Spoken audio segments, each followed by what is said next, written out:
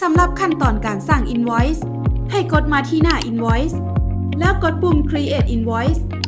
หากท่านต้องการประกาศเรียกให้ท่านกดเข้าไปที่ Basic Job Post พร้อมด้วยจำนวนตำแหน่งและจำนวนอาทิตย์ที่ท่านต้องการใช้ในการประกาศเรียกหากท่านต้องการใช้บริการ CV Search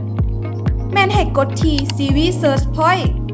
แล้วเติมจำนวน CV ที่ท่านต้องการซื้อซึ่ง1 CV มีค่าเท่ากับ1 point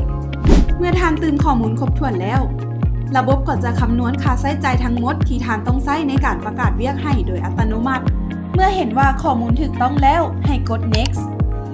จากนั้นให้ท่านเติมข้อมูลเกี่ยวกับสถานที่สำหรับการจัดส่งใบ invoice ในส่วนนี้หากท่านบ่ต้องการรับบินอากรให้นำหมายถึกในซองแวดออกแต่หากท่านต้องการรับบินอากรแม่นให้ติ๊กหมายถึกในซองแวดแล้วเติมเลขที่ผู้เสียอากรของท่านแล้วกด next ในขั้นตอนนี้ให้ท่านตรวจสอบข้อมูลทั้งหมดให้ละเอียดเมื่อเห็นว่าข้อมูลทั้งหมดถูกต้องแล้วให้กดปุ่ม payment สำหรับขั้นตอนสุดท้ายให้ท่านกดปุ่ม generate QR code